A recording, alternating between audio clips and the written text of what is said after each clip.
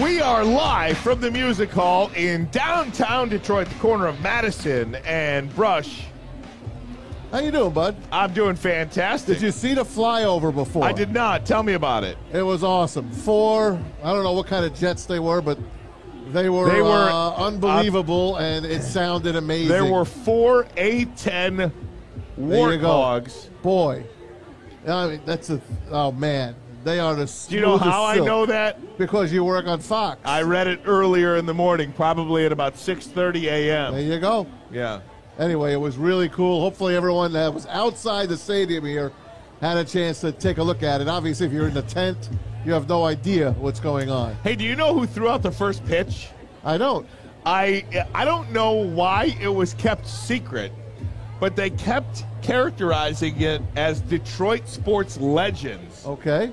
And they had Ben Wallace, awesome, Nick Lidstrom, and I believe Calvin Johnson. Wow. Now, I got a question for you. Why not promote that? Why would you keep that under wraps? Yeah. Maybe because they didn't know those guys were going to officially do it till today. They were like hoping at least one of the three would come. And all three came. Who knows? They might have asked Stevie Eiserman to come as well. Yeah, I don't know why you keep that under wraps. It seems pretty silly. Well, it's done. It's done. How was your show this morning? It was good, man. You know, what's the park like at 6 a.m.? It's beautiful. It is. It's very beautiful. I feel really lucky to get to do what I get to do. You know, one of the first ones into the stadium, and you get a chance to really talk to everybody. Had a chance to talk to Matt Vierling today. Really impressive guy. Nice. Joey Wentz, the pitcher. God, I talked to a lot of players today. Riley Green walked by, didn't talk to him on camera, but seemed like a good guy. Miggy walked by, said hello. Did you see him the other day when he got his cowboy hat from the Astros? That's great. He should wear that all year.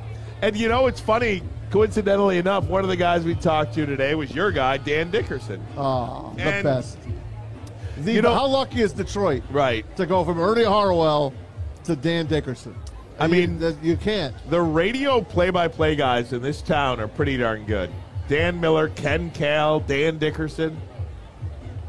Mark Champion. 4 of the best right there. 4 of the best. And I loved Mark when he was doing the Lions. And now you get Dan Miller. So there you go. Back-to-back great ones again. So we are lucky. No question. One of the things in talking to Dan Dickerson that, you really never think of is with this pitch clock now. Yeah.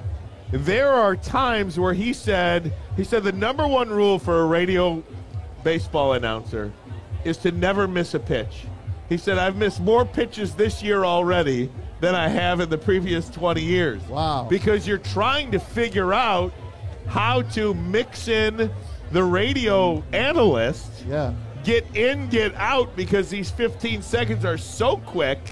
And before the pitcher's walking around, scratching himself, picking up dirt, throwing over to first out. base. Yeah. There was so much time in a baseball game to let things breathe, but he really is like, man, you really have to kind of find a chemistry and a certain cadence to call these games. Well, if anyone could do it, it's Dan, and I dig what I'm seeing so far. Every night when I'm watching MLB Tonight, the wrap-up with Adnan Virk and Harold Reynolds on MLB Network, is always, every game will have at least 1 or 2 pitch clock violations. Yeah. One will be on the pitcher. How about Ohtani? Had 2 I know, as a pitcher and a hitter. That's right. And he's got 16 strikeouts in 2 games, by the way. He's a freak. This guy. How much money do you think he's going to get next year? $600 million. I think so too. I think so. How about this? I don't know about $600 million because I don't know if he'll get 60 for 10, but he'll get north of 60 next year. Don't you believe? Yes, he has to. And I honestly believe if the Angels drop out this year, and they might not, they might hang in there with all these extra wild cards. They got to trade him to get something because he's not going to re-sign with Anaheim. I can't see it. And I know he's got a connection. His guy, his agent, has a connection with someone from the Mets. But I'm telling you, I told you this the last week, he's got to be a New York Yankee. Don't jump on me because I'm a Yankee fan. It feels like that. Well, I just think if he's a Yankee, you're really going to get the most out of him. You're going to see him. You're going to know him. And I think it's good for baseball. I actually don't hate that, because I think if there's one thing baseball is missing right now, it's stars. Yep. You know, Aaron Judge hit 63 homers last year, and he's in New York, and he became a pretty big star. Yep. You could talk to me about Mike Trout and Bryce Harper and Manny Machado. Mike Trout could pass you on the street, and you probably wouldn't know. I couldn't agree more with you. Yeah. Baseball needs stars in their biggest markets. Yes. And their biggest markets mean New York and Boston. Correct. That's not where L.A. Not LA. And even Philadelphia to a certain extent. I mean, Bryce Harper is there, and that's really great for baseball. And he led them to a World Series last year, a World Series appearance. Yep. But nonetheless, I think that Ohtani or Trout or somebody like that, I mean, a Fernando Tatis belongs in New York. I know, and he's lost in San Diego. I feel for Trout, man, because the guy is very similar. If you look at his numbers or what he's done, he has Mickey Mantle numbers, but you don't know it. You just don't know it because you don't see him. And then he's got the injury problems. You're probably not going to see the best of Mike Trout probably ever again. So let me ask you something. You say Mickey Mantle numbers. Does that mean that Mickey Mantle's numbers were just expounded so much because he played for the Yankees? Hey, man, it helps. What if Mickey Mantle did that for the Brewers?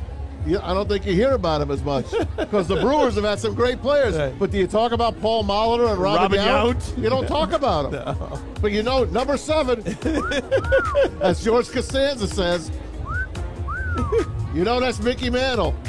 Unbelievable. You know that's Mickey Mantle. Ohtani comes to New York, you give him an O. You give him a 0 on his back. He's a Yankee.